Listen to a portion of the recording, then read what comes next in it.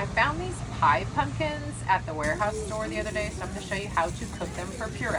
All right, we have our pumpkins here. We're going to do 2 in the Instant Pot and 2 in the slow cooker. And the first thing I'm going to do is add water to both.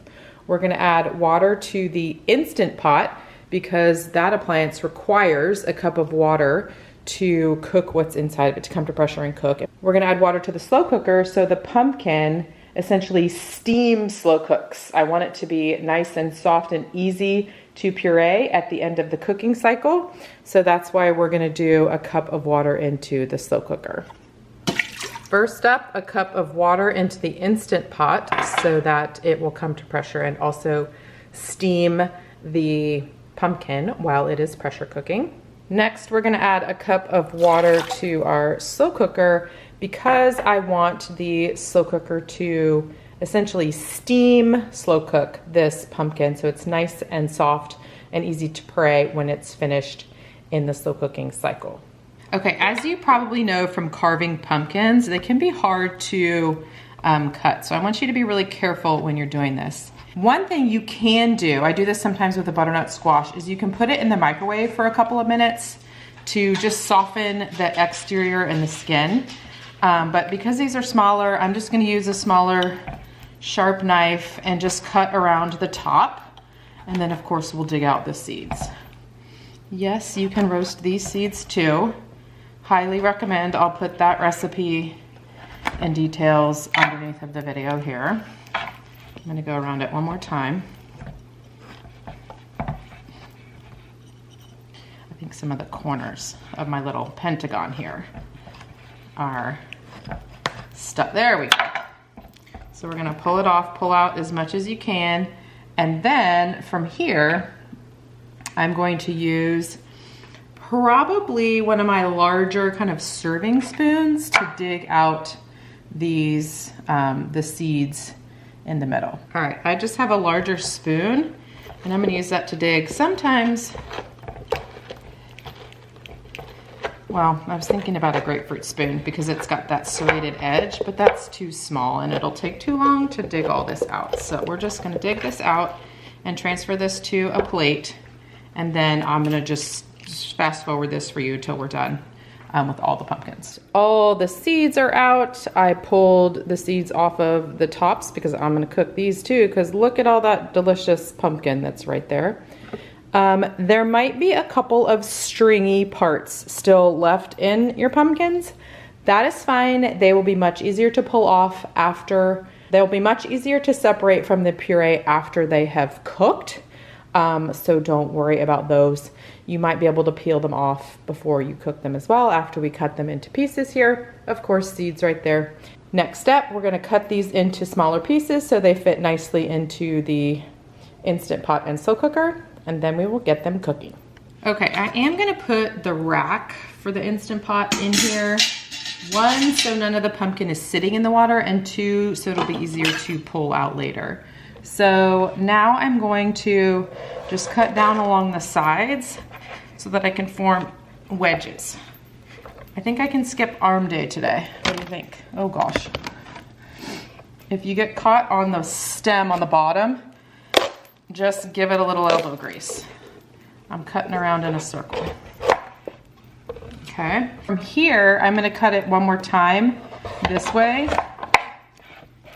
so that I get this nice size wedge that'll be easier to work with later after this is cooked. So from here, these are going right in. All right, here's the second pumpkin for the Instant Pot.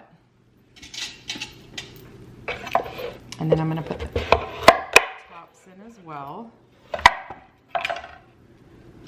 And then this guy is ready to go.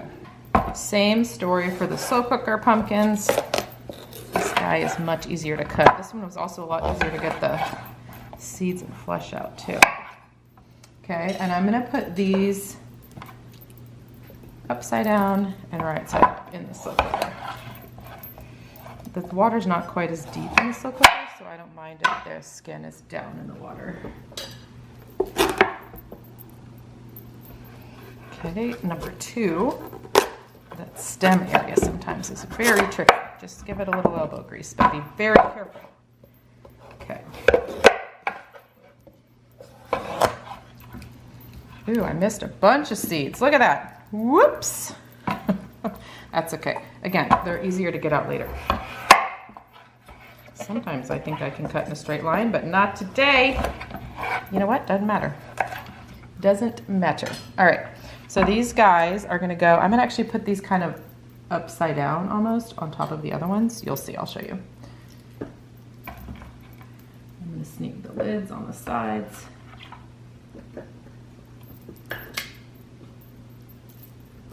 There we go, perfect. Okay, with these guys on the bottom, I have the skin down in the water, and then I have the other ones kind of flipped on the other way, and then I nestled the tops in there as well. So let's get these cooking. For the Instant Pot, we are going to cook this on high pressure for 12 minutes. That will turn on. For the slow cooker, we're gonna cook on low for 6 hours. All right, we'll be back later to show you how to get the puree made for cooking and baking. All right, just opened the Instant Pot. You can see how tender the flesh is here, nice and steamy. It's gonna be so soft and so great when we mix up the puree. It's gonna be the perfect consistency for when we mix up the puree. Okay, next step is gonna be to remove these and set them out to cool off.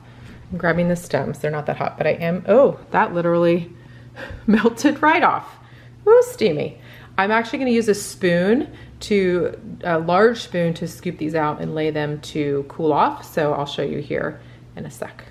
All right, everything is scooped out. I use these 2 kind of larger, wide spoons to pull everything out of there. You can see it's so tender.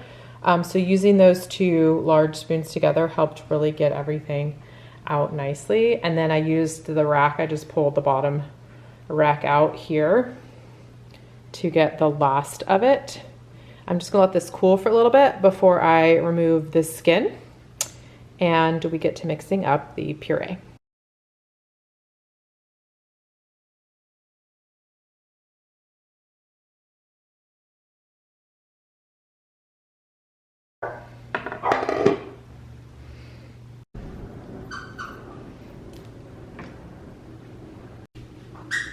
Okay, just like with the Instant Pot, we're gonna let this cool down, and then we'll scrape the pumpkin into the bowl with the other pumpkin next.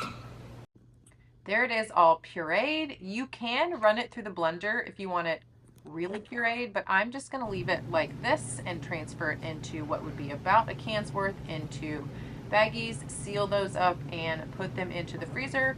And when a recipe calls for pumpkin puree, I can just grab one of these and use it in my fall and holiday baking. I hope this was helpful. Please like and subscribe for more great cooking videos.